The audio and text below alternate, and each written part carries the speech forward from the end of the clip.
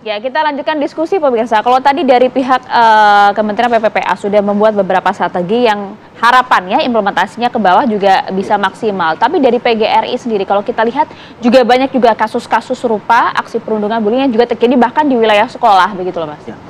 Yang jelas kalau dari kami PGRI menolak dan mengecam perundungan dalam bentuk apapun. Bukan hanya murid dengan murid, tapi murid dengan guru, guru dengan guru, guru pun dengan birokrasi juga cenderung menghadapi sebuah tekanan. Lalu apa tujuan utamanya? Tujuan utamanya adalah bagaimana warga sekolah itu bisa menciptakan lingkungan belajar yang kondusif, aman, nyaman, menyenangkan, dan bermakna. Nah, bagaimana itu? Yes. Dengan cara apa? Dengan peningkatan kapasitas guru dan tenaga kependidikan, dengan pengurangan beban administrasi guru, dan juga melibatkan orang tua di dalam kurikulum sekolah. Selama ini paradigmanya seolah-olah pendidikan itu adalah ranahnya sekolah. Tidak melibatkan orang tua, tidak melibatkan masyarakat. Bagaimana pendidikan itu menjadi sebuah jembatan yang tak putus antara keluarga, masyarakat, dan sekolah. Oh, di sekolah ya tanggung jawab guru lah gitu ibaratnya. Sehingga ya? kurikulum harus mampu menyasar orang tua dan masyarakat. Sehingga kurikulum itu di hari ini dan masa depan itu bukan hanya by design bersifat mata pelajaran formal milik sekolah, tapi milik seluruhnya. Nah, itu yang kedua. Yang ketiga, kami berharap ketika terjadi situasi perundungan, yang harus dilakukan adalah menggali motif. Lalu memetakan apakah persoalannya di sekolah, di masyarakat, atau di rumah. Sebab treatmentnya berbeda tergantung motif. Dan jangan pernah persalahkan guru, persalahkan kepala sekolah, tenaga kependidikan, persalahkan lembaga sekolah ketika mengungkap persoalan bullying. Ini kan karena media sosial, efek framing seolah-olah ketika bullying terjadi di sebuah sekolah, sekolah melakukan penanganan, itu menjadi label bagi sekolah tersebut. Jadi perundungan yang terbuka ke publik itu seolah menjadi aib. Seharusnya pemerintah memberikan bantuan, mengapresiasi, bukan justru malah menghakimi, terutama bagaimana menertibkan pandangan-pandangan di media sosial yang sangat liar. Itu yang selanjutnya. Kemudian yang lainnya adalah bagaimana ketika terjadi persoalan bullying di sekolah, di satuan pendidikan, itu pemerintah justru melindungi guru dalam proses penyelesaiannya. Nah, jadi fokusnya ketika sudah terjadi bukan lagi preventif, tapi represif.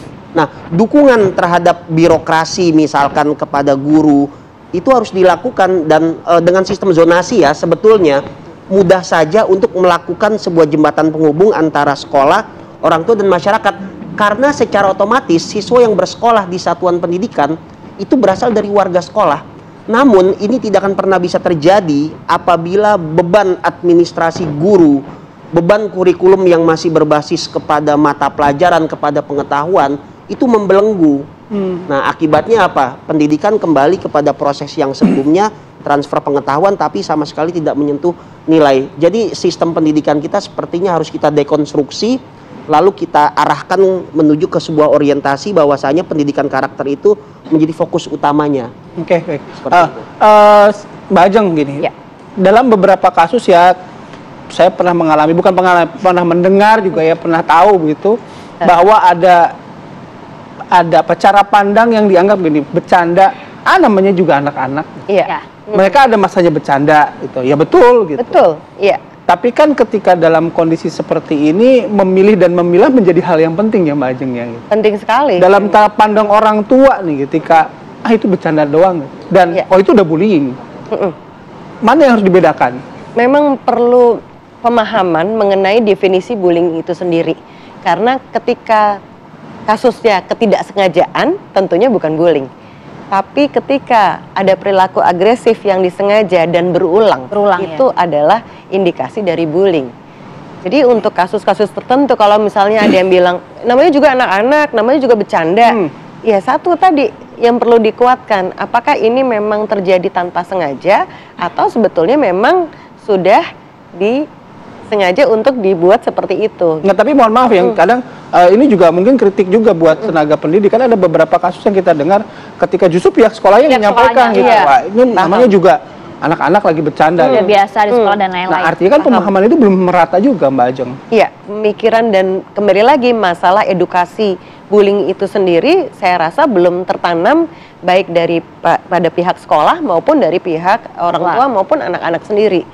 Jadi justru menurut saya yang paling utama adalah bagaimana caranya mengedukasi terkait perundungan dari setiap strata pendidikan, baik dari SD, SMP, SMA yang berkala, sehingga ini bukan hanya isu yang viral semata, nanti akan lenyap ketika sudah tidak ada kasus-kasus yang muncul di permukaan, tapi bagaimana caranya mengedukasi baik pihak sekolah, keluarga maupun anak, sehingga pada akhirnya penanaman mengenai bullying ini sedemikian tertanam pada mereka, dan pada akhirnya mereka punya pagar untuk bisa mencegah dia melakukan bullying maupun menjadi korban bullying. Ya, pemahaman-pemahaman seperti ini kan seharusnya kalau untuk orang tua memang sudah menjadi hal yang wajib lah untuk mereka ketahui. Tapi apakah juga menjadi hal yang wajib juga untuk para tenaga pendidik di sekolah, Mbak? Ini kan yang kemudian agak ambigu dimengerti oleh para tenaga pendidik ya. Karena ya tugas saya kan mengajar di sini. Kalau untuk pendidikan karakter berawal dari rumah, kok tidak bisa langsung hanya di sekolah gitu?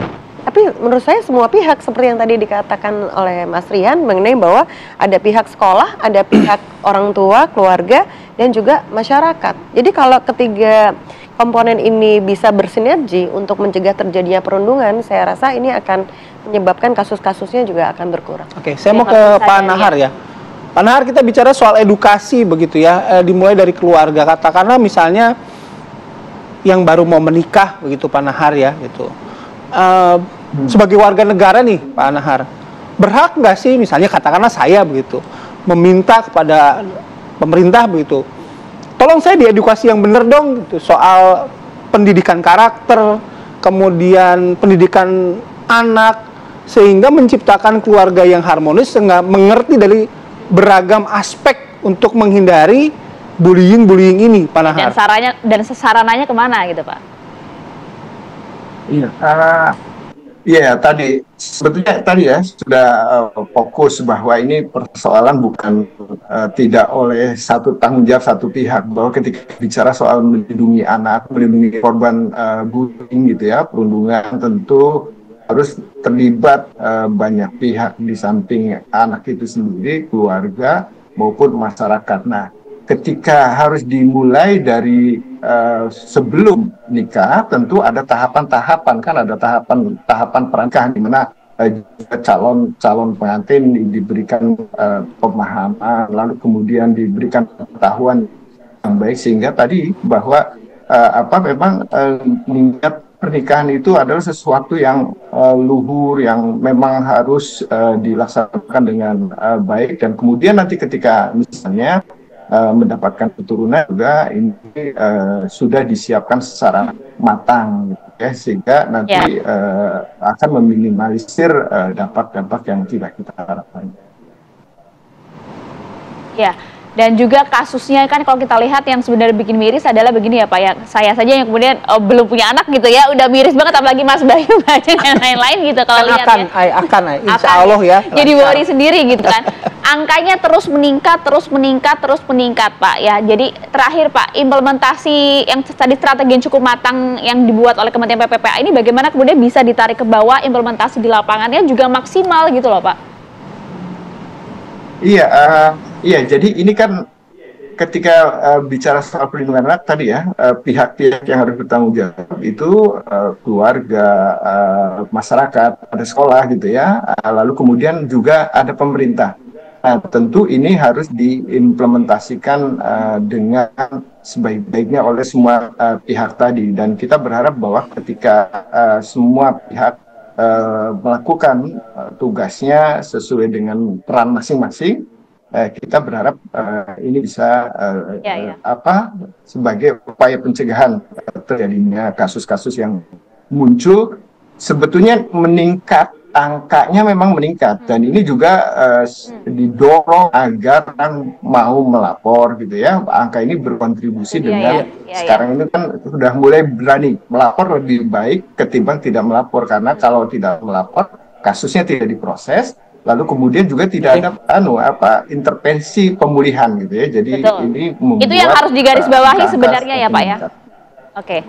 Oke, baik. Ya. Pak Nahar terima kasih, Mas Rian makasih.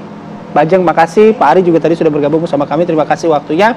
Selamat beraktivitas kembali. Salam sehat selalu. Terima kasih banyak. Oke pemirsa, kami akan jeda terlebih dahulu. Saya jeda, kami hadirkan informasi bagaimanakah kemudian harga pangan jelang bulan suci Ramadan. Saat lagi untuk Anda.